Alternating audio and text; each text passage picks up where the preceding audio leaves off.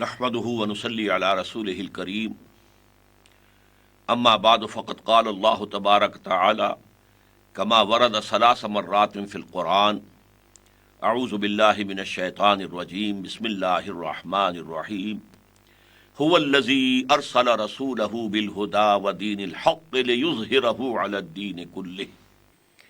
وقال تبارك وتعالى كما ورد في سورة السبا وما ارسلناك الا كافة للناس بشيرا ونذيرا صدق الله العظيم. وعن نعمان بن بشير رضي الله تعالى عنه قال قال رسول الله صلى الله عليه وسلم تكون النبوة فيكم ما شاء الله ان تكون ثم يرفعها الله اذا شاء ان يرفعها ثم تكون خلافة على منهاج النبوة فتكون ما شاء الله ان تكون ثم يرفعها الله اذا شاء يرفعها ثم تكون ملكا عاضا فيكون ما شاء الله ان يكون ثم يرفع الله اذا شاء يرفعها ثم يكون ملكا جبريا فيكون ما شاء الله ان يكون ثم يرفع الله اذا شاء يرفعها ثم تكون خلافة على منهاج النبوة رواه الامام احمد رحمه الله. وعن ثوبان مولى رسول الله صلى الله عليه وسلم قال قال رسول الله صلى الله عليه وسلم ان الله زوى لي الارض فرأيت مشارقها ومغاربها وان امتي سيبلغ ملكه ما زوي لي منها رواه الامام مسلم رحمه الله. وعن مقداد بن الاسود رضي الله تعالى عنه قال قال رسول الله صلى الله عليه وسلم لا يبقى على ظهر الارض بيت وبر ولا من مدر الا ادخله الله كلمة الاسلام بعز عزيز او ذل ذليل اما ان يعزه الله اما ان يعزهم الله فيجعلهم من اهلها واما يذلهم فيدينون لها. قال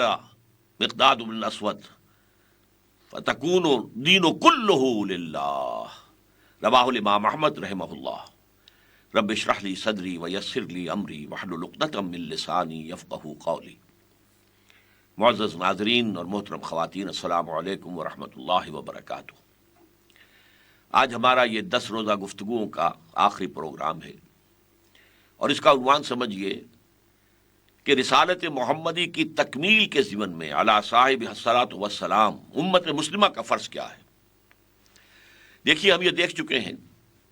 کہ 3 دفعہ قرآن مجید میں یہ الفاظ آئے کہ اللہ نے حضور صلی اللہ علیہ وسلم کو بھیجا ہی اس لیے کہ وہ دین حق کو کل دین پر یا تمام ادیان پر غالب کر دے. یہ بھی ہم دیکھ چکے ہیں 5 مرتبہ قرآن میں آیا ہے کہ حضور صرف اہل عرب کے لیے نہیں بھیجے گئے بلکہ پوری نوع انسانی کے لیے، جس کے لیے سورہ سبا کی آیت جو ہے، جو میں نے آج بھی آپ کو سنائی ہے، پہلے بھی حوالہ اس کا دیا ہے، وَمَا أَرْسَلْنَاكَ إِلَّا كَافَّةً لِلنَّاسِ بَشِيرًا وَنَذِيرًا. اے نبی، ہم نے آپ کو نہیں بھیجا ہے مگر پوری نوع انسانی کے لیے، تمام انسانوں کے لیے بشیر اور نذیر بنا کر. اب منطق کے اصول کے مطابق صغرا کبرا جوڑیے تو کیا نتیجہ نکلتا ہے؟ جب تک کل روئے ارضی پر اللہ کا دین حق غالب نہ ہو جائے، ہنوز حضور صلی اللہ علیہ وسلم کا مشن نامکمل ہے. یہ وہ بات ہے جو علامہ اقبال نے جواب شکوہ میں اللہ تعالیٰ کی طرف سے کہی کہ وقت فرصت ہے کہاں، کام ابھی باقی ہے، نور توحید کا اتمام ابھی باقی ہے. دیکھیے، حضور نے اپنے دستے مبارک سے جزیرہ نما عرب میں دین غالب کر دیا، جاء الحق وزهق الباطل. پھر آپ کے ساتھیوں نے، آپ کے صحابہ نے، آپ کے جانشینوں نے، آپ کے خلفاء نے پھر جو ہے فوجیں نکلی ہیں اور 3 اطراف میں، شمال کی طرف، مغرب کی طرف، مشرق کی طرف، اور ایک بہت بڑے علاقے کے اوپر اللہ کا دین غالب ہو گیا. پھر ایک سازش ہوئی ہے، یہودی سازش، جس نے مسلمانوں کو اندر سے باہم ٹکرا دیا، انٹرنل سیبوٹاج. اس کے نتیجے میں 1 لاکھ مسلمان ایک دوسرے کی تلواروں سے اور نیزوں سے اور تیروں سے وہ شہید ہو گئے. اس لیے نتیجہ یہ نکلا کہ وہ جو طوفان جا رہا تھا، باہر اب کوئی رکاوٹ نہیں تھی،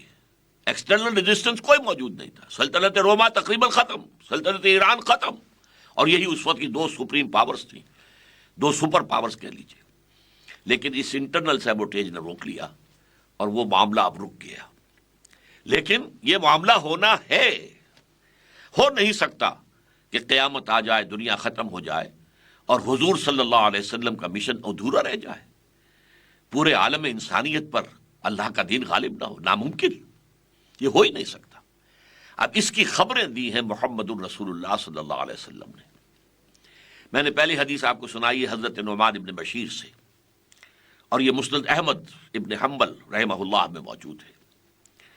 اس کا اب میں ترجمہ آپ کو سنا رہا ہوں، متن سنا چکا ہوں۔ حضور نے فرمایا، دیکھو مسلمانوں، نبوت تمہارے مابین رہے گی جب تک اللہ چاہے گا، یعنی میں رہوں گا بنفس نفیس تمہارے مابین جب تک اللہ چاہے گا۔ پھر جب اللہ چاہے گا نبوت کو اٹھا لے گا، یعنی میرا انتقال ہو جائے گا، میرا وصال ہو جائے گا۔ اس کے بعد خلافت علی منہاج النبوت کا دور آئے گا، نبوت کے نقش قدم پر عین مین اللہ کے دیے ہوئے اس نظام کی تکمیل کے ساتھ اس کا نفاذ جاری بھی رہے گا، آگے بڑھے گا۔ یہ خلافت علی منہاج النبوہ، لیکن یہ بھی ہمیشہ کے لیے نہیں ہوگا، یہ بھی جب تک اللہ چاہے گا رہے گا، پھر اللہ اسے بھی اٹھا لے گا۔ پھر ایک کاٹ کھانے والی ملوکیت کا دور آئے گا، ظالم، عض یعوذ کہتے ہیں کاٹنا، تو کاٹ کھانے والی حکومت، ملوکیت آئے گی، ملکن۔ یہ دور آیا بنو امیہ کا دور، جس میں کہ سانحہ کربلا ہوا، واقعہ حرہ ہوا، سینکڑوں تابعین شہید کیے گئے۔ یہ ظلم اور جور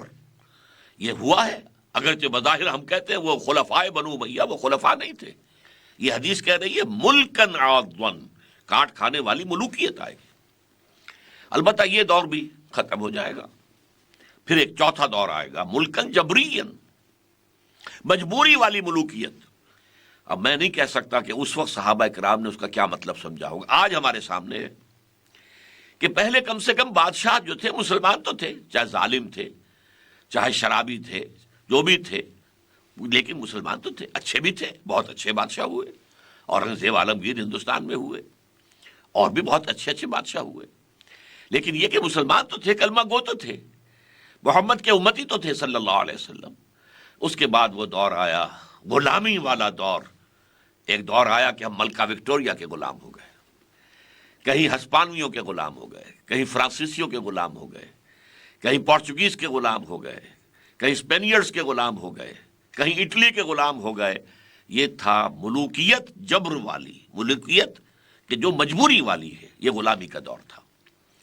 یہ بظاہر ختم ہو چکا ہے، حقیقتاً ختم ابھی نہیں ہوا۔ یہ دور اس اعتبار سے تو ختم ہو گیا، انگریز چلا گیا، فرانسیسی چلے گئے، ولندیزی چلے گئے، ہسپانوی چلے گئے، اطالوی چلے گئے، یہ چلے گئے، لیکن اپنے پیچھے جن کو تعلیم و تربیت دے کر چھوڑ کر گئے اور جنہیں حکومت دے کر گئے، وہ در حقیقت انہی کے فکر میں، انہی کی سوچ میں، انہی کی تہذیب کے اندر لگے ہوئے لوگ تھے۔ لہذا بائی پراکسی ابھی انہی کی حکومت چل رہی ہے۔ ابھی ہم غلام ہیں، ذہناً غلام ہیں، تہذیب کے اعتبار سے غلام ہیں، علم کے اعتبار سے غلام ہیں، ٹیکنالوجی کے اعتبار سے غلام ہیں، معاشیات کے اعتبار سے غلام ہیں، اگرچہ ڈائریکٹ کہیں یہ نہیں ہے کہ ان کی حکومت ہو، انگریزوں کی حکومت ہو یا فرانسیسیوں کی۔ تو گویا کہ یہ چوتھا دور آدھا ختم ہوا ہے ابھی، لیکن یہ پورا بھی ختم ہوگا، اس کی خبر دی ہے محمد الرسول اللہ صلی اللہ علیہ وسلم نے کہ یہ بھی ختم ہو جائے گا، جب چاہے گا اللہ ختم ہو جائے گا۔ ثم تکون خلافت علی منہاج النبوہ، پھر دوبارہ دنیا کے اندر خلافت علی منہاج النبوت کا دور آئے گا۔ یوں سمجھیے کہ نوع انسانی اب قریب ہے اس آخری پانچویں دور کے، اگرچہ اس کے لیے ظاہر بات ہے مسلمانوں کو قربانیاں دینی ہوگی، محنتیں کرنی ہوگی، محنت وہی جو صحابہ کرام نے اور حضور نے کی ہے، قربانیاں وہی جو حضور نے اور صحابہ نے دی ہے، وہ محنت اور مشقت سے ہوگا۔ اور اسی لیے میں نے کہا تھا کہ حضور نے اپنا عظیم انقلاب انسانی سطح پر جد و جہد کے ذریعے سے برپا کیا۔ اگر معجزے ہوتے تو ہم یہ کہہ کر بری ہو جاتے جی وہ تو انہوں نے یہ کام کیا، تو وہاں تو قدم قدم پر معجزہ تھا، وہاں تو بھوک لگتی تھی تو من و سلوہ اتر جاتا تھا، دھوپ ستاتی تھی تو ابر کا جو ہے بادل ساتھ کے ساتھ چلتا تھا۔ ہم کیسے کر سکتے ہیں؟ ہم تو انسان ہیں، ہم تو زیادہ بھوک برداشت نہیں کر سکتے۔ یہ تو معجزوں کے ذریعے سے ہوا ہے۔ حضور نے کیا کیا؟ میں نے جیسا کہ بتا چکا ہوں تفصیل سے، معجزہ شق القمر ہے، اس میں کوئی حق ہے، اس میں کوئی شک نہیں، لیکن سب سے بڑا معجزہ قرآن ہے، اور وہ دے کر گئے آپ۔ حضرت موسیٰ کا معجزہ اسی وقت تک معجزہ تھا وہ لاٹھی جو تھی حضرت موسیٰ کی، جب حضرت موسیٰ کے ہاتھ میں تھی، بعد میں تو وہ ایک لٹھیا رہ گئی، اس کے سوا کچھ بھی نہیں۔ تو اس اعتبار سے اب ہمیں وہی کام کرنا ہوگا تب جا کر، لیکن خبر دی ہے حضور نے کہ آئے گا دور خلافت علی منہاج النبوہ، اور ظاہر بات ہے کہ حضور کے بارے میں جیسے ایک حدیث میں آیا ہے، حضرت عبداللہ ابن مسعود کی حدیث ہے متفق علیہ کہ وَهُوَ الصادق المصدوق، دیکھو میں تمہیں محمد رسول اللہ کی بات سنانے چلا ہوں، جان لو وہ الصادق ہیں المصدوق ہیں، وہ سچے ہیں اور ان کی سچائی پر خود اللہ گواہ ہے۔ تو انہوں نے ہی فرمایا ہے کہ 4 ادوار کے بعد، جن میں سے چوتھا میں نے کہا ہے آدھا گزر چکا ہے، ڈائریکٹ جو ان کا ہمارے اوپر حکومت تھی، ڈائریکٹ غلامی وہ ختم ہو گئی ہے، ان ڈائریکٹ غلامی ابھی باقی ہے، لیکن یہ بھی ختم ہوگا دور، اور اس کے بعد اللہ کی طرف سے منہاج محمدی پر اسی خلافت کا نظام دوبارہ قائم ہوگا۔ 2 مزید حدیثیں میں نے آپ کو بتائیں، یہ تو ابھی اس حدیث سے معلوم ہوا کہ خلافت علی منہاج النبوت کا دور آئے گا۔ 2 حدیثیں بتاتی ہیں کہ یہ اب ہوگا گلوبل، جیسے آج آپ سمجھ رہے ہیں دنیا میں نعرے لگ رہے ہیں گلوبلائزیشن، دنیا سکڑ کر چھوٹا سا ایک گاؤں بن گئی ہے، گلوبل ولیج، جیسے new world order, first gulf war جو ہوئی تھی، اس کے بعد یہ جو موجودہ صدر ہے امریکہ کا بش، اس کے والد نے کہا تھا اب نیو ورلڈ آرڈر شروع ہوگا، اس سے پہلے انہوں نے یہ لفظ اپنے منہ سے نہیں نکالا تھا۔ وہ چاہتے پوری دنیا کی ایک ریاست قائم ہو، ہم بھی کہتے ہیں پوری دنیا کی ایک ریاست قائم ہوگی، لیکن وہ نیو ورلڈ آرڈر نہیں ہوگا جو حقیقت کے اعتبار سے جیو ورلڈ آرڈر ہے، بلکہ جسٹ ورلڈ آرڈر ہوگا اسلام کا۔ یہ خلافت علی منہاج النبوت کا اب جب نظام آئے گا تو اس کی وسعت کیا ہوگی؟ میں نے 2 حدیثیں آپ کو سنائیں، ایک حضرت ثوبان رضی اللہ تعالیٰ عنہ جو حضور کے غلام تھے، آپ نے آزاد کر لیا تھا،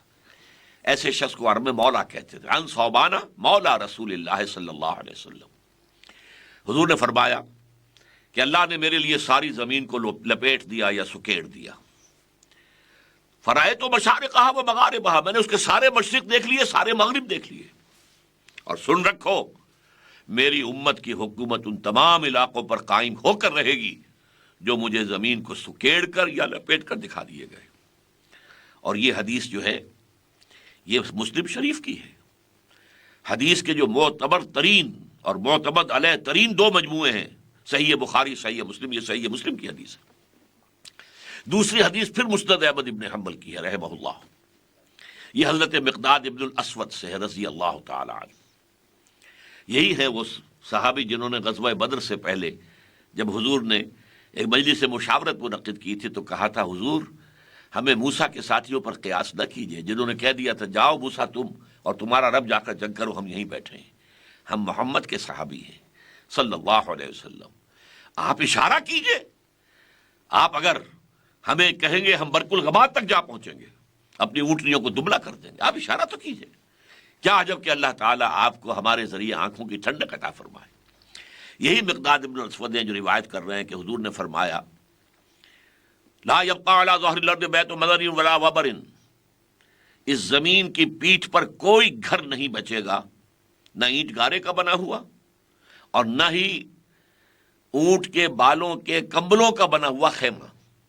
دنیا میں 2 ہی طرح کی آبادی ہیں، سیٹلڈ سویلائزیشن، شہروں میں رہتے ہیں لوگ، یا پھر نومیڈز ہیں، ان کے جو ہوتے ہیں وہ خیمے ہوتے ہیں، وہ خیمے جو ہے ابھی انہوں نے یہاں لگا رکھے ہیں، یہاں بارش ہوئی تھی، یہاں جو ہے رویدگی ہے، گھاس ہے، چارہ ہے، اپنے جانوروں کو یہاں چرا رہے ہیں، اب یہاں ختم ہو گیا تو کہیں اور جا رہے ہیں۔ یہ نومیڈس اور سیٹل سویلائزیشن دونوں کا آپ نے کہا بیت وبر ولا مدر الا ادخلہ اللہ کلمۃ الاسلام، مگر یہ کہ اللہ اس گھر یا خیمے میں کلمہ اسلام داخل کر کے رہے گا، اور یہ داخلہ 2 طریقوں میں سے ایک پر ہوگا، بعز عزیز او ذل ذلیل، یا تو عزت والے کے اعزاز کے ساتھ، جو عزت کا حقدار ہوگا اس کے اعزاز کے ساتھ، اور یا کمزور کے ذلیل کے مغلوب ہو جانے کے نتیجے میں۔ اور اس کی پھر وضاحت کر دی، اما یا تو ایسا ہوگا یعزہم اللہ، اللہ انہیں اعزاز دے گا، وَيَجْعَلُونَهُمْ فِي أَهْلِهِ، اسلام والوں میں داخل کر دے گا، یعنی وہ اسلام بھی لے آئیں گے، ان کے گھروں میں اسلام داخل بھی ہو گیا۔ تو اسلام کا اعزاز انہیں بھی نصیب ہو گیا،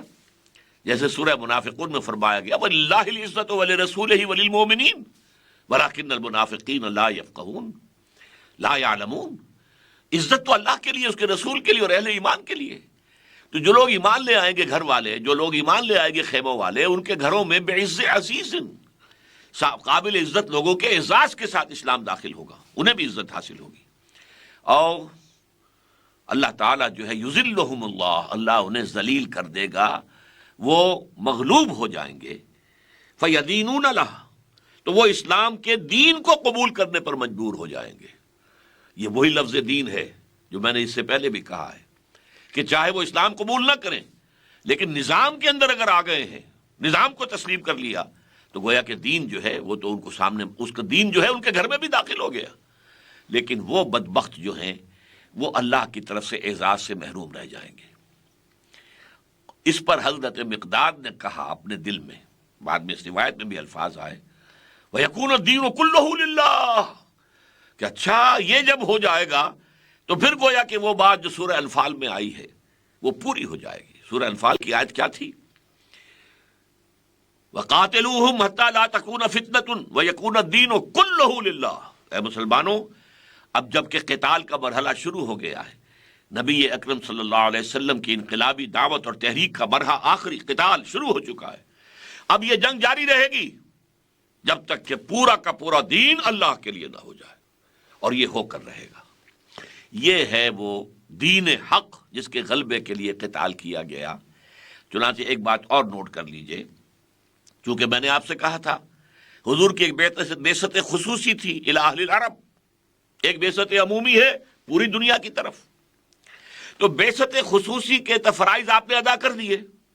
پورے عرب میں اسلام پھیل گیا، پورا عرب جو ہے اللہ کے دین میں داخل ہو گیا، اللہ کا دین غالب ہو گیا۔ اب آپ کی بعثت کا جو دوسرا حصہ ہے، بعثت عمومی الی جمیع الناس، اس کا دور شروع ہوا ہے، اور اس دونوں ادوار کے درمیان جو ہے سورہ توبہ جو ہے یہ گویا کہ ایک حد بناتی ہے۔ پہلے 5 رکوعوں میں بعثت اول کی تکمیل کا اعلان ہے، اس کے بعد کے 11 رکوعوں میں غزوہ تبوک کا ذکر ہے، جو کہ در حقیقت آپ کی بعثت عمومی جو ہے اس کے ضمن میں اقدام ہوا ہے۔ اور وہاں 2 چیزیں کہہ دی گئیں جن کو بہت سے لوگ نہیں سمجھتے۔ مشرکین عرب کے لیے حکم دے دیا گیا یا ایمان لاؤ اور یا قتل کر دیے جاؤ گے، اس لیے کہ حضور تم میں سے تھے، حضور نے تم پر اتمام حجت یا قطع عذر آخری درجے میں کر دی۔ اب اگر ایمان نہیں لاتے تو تمہیں اسی طرح ہلاک کر دیا جائے گا جیسے قوم نوح کو کیا گیا، قوم ہود کو کیا گیا، قوم صالح کو کیا گیا، سدوم اور عمورہ کی بستیوں کو کیا گیا، قوم شعیب کو کیا گیا، آل فرعون کو کیا گیا۔ اب یہ ہے کہ مسلمانوں کی تلواروں کے ذریعے سے تمہارا قلع قبع کر دیا جائے گا۔ یہ 6 آیتیں ہیں سورہ توبہ کی ابتدائی، اور لیکن اس کے بعد ساتھ یہ اعلان کر دیا، ہاں مشرکین ان کے ساتھ تو یہ معاملہ ہے، لیکن جو اہل کتاب ہیں، جو یہودی ہیں، نصرانی ہیں، ان کے ساتھ یہ معاملہ نہیں ہے۔ ان کے بارے میں فرمایا گیا حتیٰ یعطوا الجزیۃ عن ید وہم صاغرون، اگر وہ چھوٹے بن کر رہیں، اسلامی نظام، اسلامی ریاست کی بالادستی کو قبول کریں، دین حق کی بالادستی کو تسلیم کریں اور جزیہ بھی دیں، چھوٹے بن کر رہیں، تو وہ رہ سکتے ہیں، وہ یہودی رہیں، وہ عیسائی رہیں۔ اور یہی حکم پھر بعد میں چلا ہے پوری دنیا میں۔ ایران فتح ہو گیا، کسی کو جبراً مسلمان نہیں بنایا گیا، جو مسلمان ہو گئے ہو گئے، نہیں ہوئے تو ظاہر بات ہے کہ وہ جزیہ دیں گے اور ریاست اسلام کی دین حق کی بالادستی کو تسلیم کریں گے، رہیں، مجوسی رہیں۔ اسی طریقے سے ہندوستان فتح کیا گیا، کسی ہندو کو جبراً مسلمان نہیں بنایا گیا، تم رہ سکتے ہو ہندو، لیکن تمہیں اسلام کی بالادستی قبول کرنی پڑے گی، دین حق کا غلبہ ہوگا۔ اس کے بعد سے جو ہے وہ دور شروع ہوا جس کا میں اشارہ کر چکا ہوں کہ پھر صحابہ کرام کی فوجیں نکلی، اور ایک حد تک تو ان کی کامیابی جو ہے وہ تاریخ کے اندر بڑی مثالی کامیابی ہے، لیکن اس کے بعد اس کا پروسیس جو ہے وہ رکا اور پھر ریورس ہوا۔ خود عالم اسلام کے اندر بھی وہ اسلام کے پورے دین کی عمارت جو ہے وہ رفتہ رفتہ گرنی شروع ہوئی۔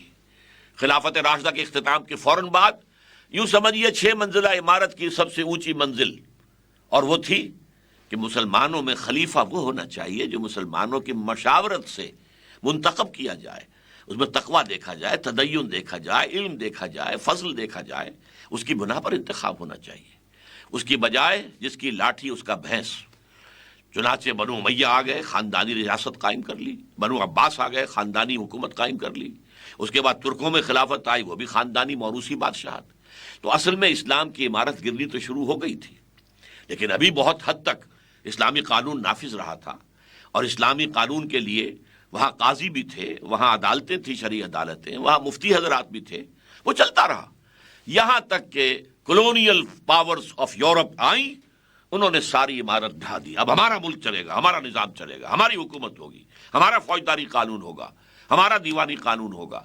یہ دور آ کر اب یہ دور دوبارہ اب اٹھ رہا ہے اس طرف کہ اب پھر دین حق کے غلبے کی جدوجہد ہو، اور اس کے لیے سمجھ لیجئے کہ یہ ہمارا فرض عین ہے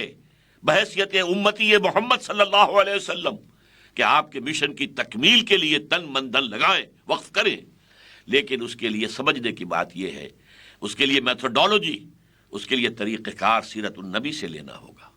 لقد کان لکم فی رسول اللہ اسوۃ حسنہ، تمہارے لیے اللہ کے رسول کی زندگی میں اسوہ حسنہ بہترین مثال ہے۔ انہوں نے 20 برس کی عمر میں اندرون ملک انقلاب برپا کر دیا، اور اس کے بعد 3 سال کے اندر اندر، اور وہ جو ہے اگلا مرحلہ بھی شروع ہو گیا، جس کو آپ کہہ سکتے ہیں ایکسپورٹنگ دی ریولوشن یا ایکسٹینشن آف دی ریولوشن، دائیں بائیں شمال کی طرف۔ تو یہ جو جس طریقہ کار سے کیا تھا، چنانچہ امام مالک رحمۃ اللہ علیہ فرماتے ہیں لا یصلح آخر هذه الامہ الا بما صلح به اولها، اس امت کے آخری حصے کی اصلاح نہیں ہو سکے گی مگر اسی طریقہ کار پر عمل پیرا ہو کر جس پر پہلے حصے کی اصلاح ہوئی تھی۔ اب یہ پہلا اور آخری اس حدیث کی روح سے سمجھ لیجئے، حضور نے فرمایا میرا دور، پھر خلافت علی منہاج النبوہ۔ امت کی تاریخ کا پہلا دور کیا ہے؟ خلافت علی منہاج النبوہ، خلافت راشدہ۔ آخری دور پھر آئے گا ثم تکون خلافت علی منہاج النبوہ۔ تو اس آخری دور کا قیام وہ بھی ممکن ہوگا اسی طریقے سے جس سے پہلے دور کا قیام ہوا تھا۔ اس طریقہ کار کو اختیار کر کے اسی پر عمل پیرا رہ کر یہ کام ہو سکتا ہے کہ جیسے حضور کے دست مبارک سے کبھی عرب کے پیننسولا میں، عربین پیننسولا میں دین قائم ہوا، پھر پھیلا، ایسے ہی اللہ تعالیٰ کسی ملک کو سعادت دے دے کہ اس میں خلافت علی منہاج النبوہ کا نظام قائم ہو جائے، اور پھر وہ پھیلے گا، اور اب تو جنگل کی آگ کی طرح پھیلے گا، اور اب جنگ کی ضرورت بھی نہیں ہوگی، اس لیے کہ آج تو ذرائع ابلاغ موجود ہیں۔ اس ریاست سے پیغام جو ہے پوری دنیا تک جا سکے گا، ٹیلی ویژن کے ذریعے سے جا سکے گا، اور وہ باقی سارے ذرائع سے پھیلے گا، پوری دنیا کے لوگ آ کر دیکھ سکیں گے، اور ہم دعوت دے سکیں گے come and see with your own eyes, this is Islam. یہ اسلام ہے، یہاں دیکھو، یہاں کوئی جبر نہیں ہے، یہاں تو آزادیاں ہیں۔ یہاں ایک عام شخص بھی خلیفۃ المسلمین کے اوپر تنقید کر سکتا ہے، اس سے کرتے کا حساب لے سکتا ہے۔ آؤ دیکھو یہاں معاشی اعتبار سے توازن ہے، یہ نہیں ہے کہ ہیوز اور ہیو ناٹس کے درمیان معاشرہ تقسیم ہو گیا ہو۔ یہاں ہر فرد کی کفالت کی ذمہ داری نظام خلافت پر ہے۔ آؤ دیکھو، اپنی آنکھوں سے دیکھو۔ تو ظاہر بات ہے کہ نوع انسانی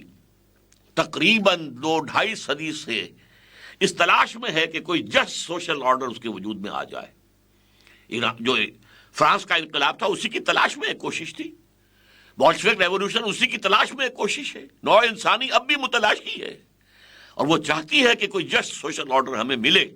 اگر اس کی مثال وہ جسٹ سوشل آرڈر جو محمد رسول اللہ نے قائم کر کے دکھایا تھا، ہم کسی ایک سائزبل ملک میں اس کو قائم کر کے دکھا دیں تو دنیا ٹوٹ پڑے گی، اس کو قبول کرے گی، بھاگ کر لے گی، اور پھر وہ دین جیسا کہ حضور نے فرمایا کل روئے ارضی پر چھا جائے گا۔